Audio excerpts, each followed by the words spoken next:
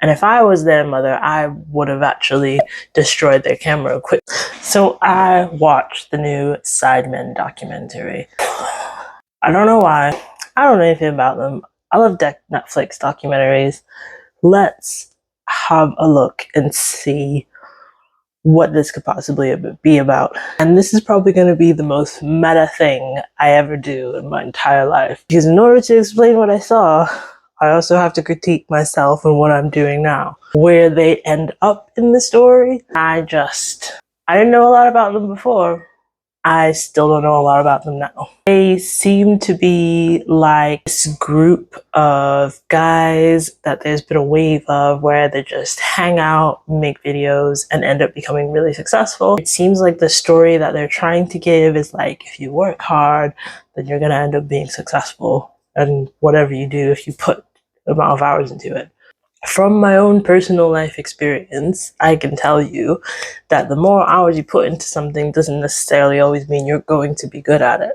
In fact, there's somebody that I've seen recently on YouTube that said they've been going to YouTube for 15 years and they're only just now becoming successful at it. So I guess it's more persistence and perseverance and being in the right place at the right time. I know a lot of people who have just been extremely lucky to be where they are. And that is how they have ended up becoming as successful as they are. Putting that all aside, let's get back to who the Sidemen are. Video makers, YouTube content creators who all hang out together, all make content together. There was a big boom back in 2015. I guess it was just people, teenagers, kids online watching people that were like them reflected doing stuff together. And it's not even necessarily like the most interesting stuff. I mean, one of them kicks the ball into their mother's face. And if I was their mother, I would have actually destroyed their camera equipment. From my generation, it was Jackass. You're watching these people do things that are generally entertaining. Okay, they're not life-threatening as Jackass was, but they're entertaining enough that you keep going back for more. I cannot fault Netflix for their content creating skills, but I was never into, I'd heard of these people before, but I don't necessarily know a lot about them, hence I decided to like just watch it, and I don't feel I came out knowing any more about them. I think they're just ordinary guys, which isn't like a jab at them, it's just there's nothing spectacular about them. They've had no great hardship other than they are and have come from normal backgrounds, like normal people that you walk past every single day, and have created this empire. I've been very fortunate to have created this empire, and I think that's the story that Netflix was trying to get across, which is an interesting one within itself. I don't think that an hour and a half isn't a lot of time to cover the story of 6 people's lives.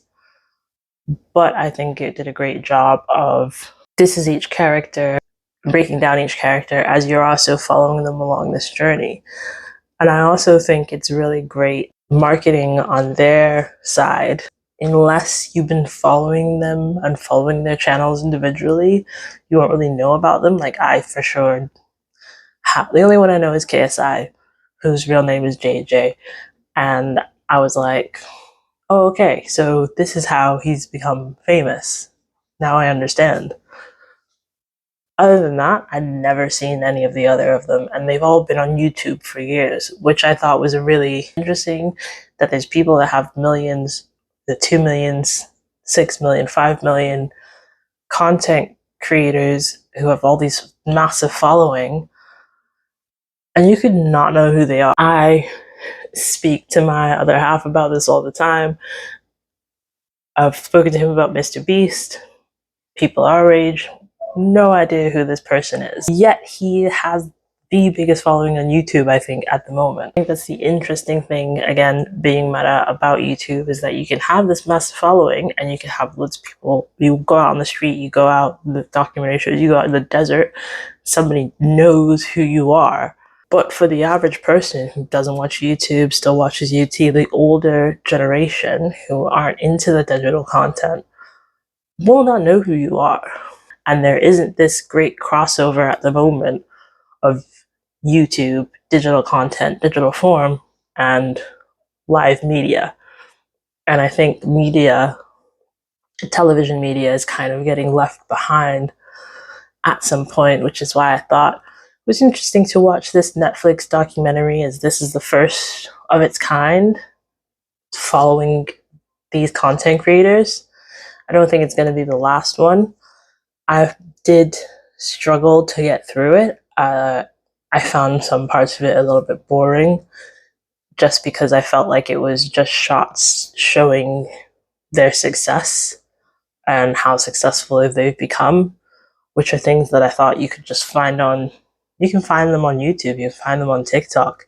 I thought it would have been more interesting for Netflix to actually follow them around. These things are sort of happening, but they've also missed out on all of the sort of rise of their fame. It would have just been good to find if they'd been following their story for a while, whereas they're kind of just catching up. And I think that's the thing about digital content, is that in general, most of other media outlets are still kind of just catching up. It starts off showing them sort of where they are at now, and then following each one of them, their individual journeys. I thought the most interesting part about the entire thing was when they had a conflict within the group and they each started battling each other with these like rap battles. That was hilarious.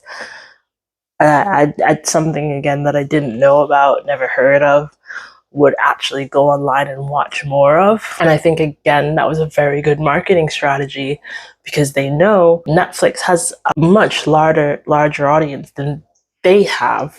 Although they are known around the world, Netflix is Netflix. They have a great reach. And I think all of this entire film, the great production, the value of it, was more sort of to reach another mass of people and get their name known even wider. The only reason I know about KSI is because of Logan Paul and all the things that he's been doing. And I just feel like American social media ends up overtaking British social media, and you end up finding social media stars faster because they just get advertised more as their conflicts are greater, wider, more outreach. So much so that Logan Paul's fight was in Manchester, in England, and it was sold out at one of the biggest arenas that there is. I don't think it's the biggest. I think Liverpool has the biggest, but Manchester AO Arena is huge if you've ever been. And it was a sold out audience, and people went, even traveled from America to go and see this fight. So now I think they're trying to break in, and they explain this in the film as well. They're not hiding it, that they are trying to break in and get a larger multimedia marketing audience from a wider reach. It was okay, documentary, if you don't know them, or I think it's more for the people that are actively fans of theirs will probably love it. I personally didn't think it was enough to keep me engaged. Like, I wouldn't watch it again. I'll probably even forget that I watched it like next week. It was more of an interesting deep dive look into how you can start from not knowing very much in your school years and really grind and try and make something of yourself and for your family and for everything involved, and learn to the point that now you've made your own production company. And I think the younger generation is teaching us older ones that it's much more profitable for you to find something that you love and go into it all hands in, even if you're not sure about it, and see what comes out the other end. Because you never know. You could end up meeting someone and then end up going into where they are now. And I think for my generation, we were taught that we had to go to school, learn, get a decent job, get a decent wage, get a family, get a house, do all of this stuff. And now it's like the younger generation have learned from our mistakes, got it all figured out a little bit more, found what they love to do, and found a niche, which has been social media, which I don't think anybody understood or knew how far it was going to get and thrive, which makes sense because news, social media, everything is instantaneous now. We're constantly on that next hit, that sugar high, that adrenaline rush to find what is going to be next. Ultimately, I feel like that's why this film was maybe 5 years too late. Should have done it during lockdown. They should have been following people like the Sidemen, like other content creators, and they should have been at the forefront of pushing these people into the limelight, because during that time we had nothing else to do and people were consuming Korean content at a vast and rapid pace, and now it's created this massive boom of people that are reaping what they sowed during those 2 years. If you're into them, go and watch it. You might enjoy it. I personally thought it was a waste of an hour and a half, but it made me reflect, and it did spur me on to sort of get back into this. So sorry I've been away for a little while. I'm going to try and make shorter videos so I can get them out quicker, and hopefully you will come back and enjoy them. So see if you like it.